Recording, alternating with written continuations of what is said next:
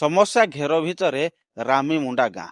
Angul block Saradhapur ପଞ୍ଚାୟତର ଯେଉଁ ରାମୀମୁଣ୍ଡା ଗାଁ ରହିଛି, ଏଠାରେ ପାଖାପାଖି 300 ଲୋକ ସଂଖ୍ୟା। କିନ୍ତୁ ଏ ଗାଁରେ କ'ଣ ରହିଛି ସମସ୍ୟା, ଯାହା ତାଙ୍କ ସାଙ୍ଗରେ ଆଲୋଚନା କରିବା ପରେ ଜଣାପଡ଼ିଥିଲା ଯେ ତାଙ୍କର ଅଙ୍ଗନବାଡ଼ି ସେଣ୍ଟରଟିଏ ନାହିଁ, ଯାହା ଫଳରେ ସେ ଅନ୍ୟ ଏକ ଗାଁ ଉପରେ ନିର୍ଭର କରୁଛନ୍ତି।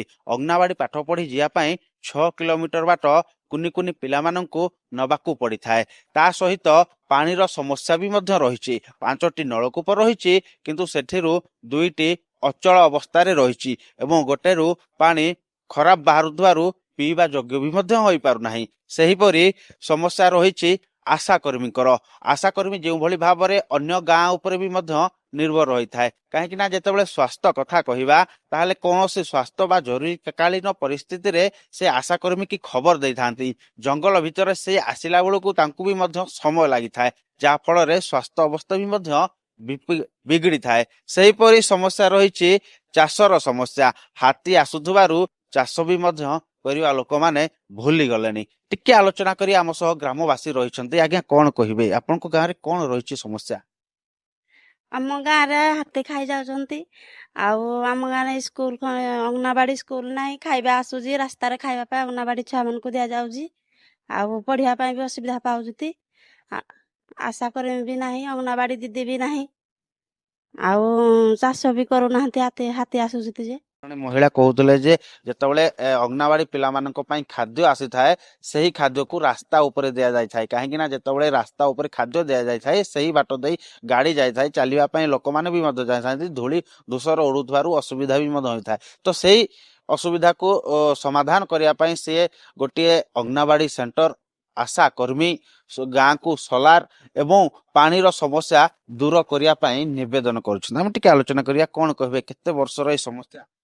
ଏଇ ସମସ୍ୟା ମିନିମମ୍ ପାଖାପାଖି ହେବ 10-15 ବର୍ଷ। ଆମ ଗାଁରେ 300 ଘର ଭିତରେ ହେବେ। ତ ଆମ ଗାଁରେ ଗୋଟେ କୋଠ ଘର ଖଣ୍ଡେ ନାହିଁ, ଗୋଟେ ଅଙ୍ଗନବାଡ଼ି କେନ୍ଦ୍ର ଖଣ୍ଡେ ନାହିଁ, ପାଣି ଅସୁବିଧା, ସୁଲା ଲାଇଟ୍ ନାହିଁ, ଷ୍ଟ୍ରିଟ୍ ଲାଇଟ୍ ନାହିଁ। ଏମିତିରେ ଆମ ଗାଁରେ ଗୋଟେ ଭଲ ପୋଖରୀ ଗୋଟେ ବି ନାହିଁ, ଯାହାକି ହେଲେ ଆମେ ପାଣି ସୁବିଧା କିଛି ଚାଷବାସ ଏମିତି କରିପାରିବୁ।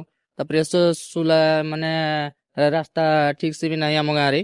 ତ ଆମକୁ ସବୁଥିରେ ସରକାରକୁ ନମସ୍କାର କରି କୁହାଯାଉଛି, ତ ଆମକୁ ସବୁ ସୁବିଧା ଯୋଗାଇ ଦିଆଯାଉ।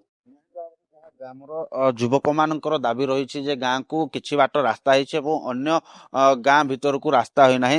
ଯେତେବେଳେ ବର୍ଷା ଦିନ ଆସିଥାଏ, ସେହି ସମୟରେ ରାସ୍ତା କାଦୁଅ ହେଇଯାଇଥାଏ, ଯିବା ଆସିବାରେ ଅସୁବିଧା ହେଇଥାନ୍ତି। ଏବଂ ଯାହା ଗ୍ରାମବାସୀଙ୍କ ଠାରୁ ସୂଚନା ପାଇଥିଲୁ ଯେ ଏହି ଗ୍ରାମର କେବଳ ଚାଷ ଉପରେ ନିର୍ଭର କରୁଥିଲେ। ପୂର୍ବରୁ ଚାଷ ବିରି, କୋଳଥ, ହରଡ଼ ଭଳି ଚାଷ କରାଯାଉଥିଲା।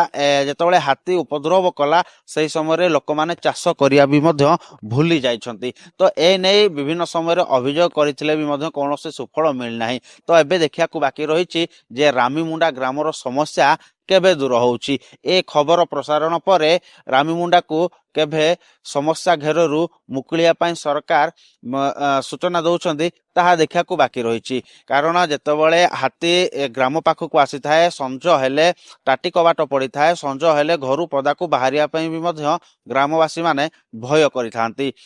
ସେଇଭଳି ପାନୀୟ ଜଳର ସମସ୍ୟା ବି ମଧ୍ୟ ରହିଛି। ପାଇପ୍ ପଡ଼ିଛି କିନ୍ତୁ ସଂଯୋଗ ହୋଇନାହିଁ, ଯାହାଫଳରେ ପାନୀୟ ଜଳର ବି ମଧ୍ୟ ସମସ୍ୟା ଦେଖାଦେଇଛି। ଅନୁଗୁଳରୁ ରାଜେଶ ପାତ୍ରଙ୍କ ରିପୋର୍ଟ, MBC TV।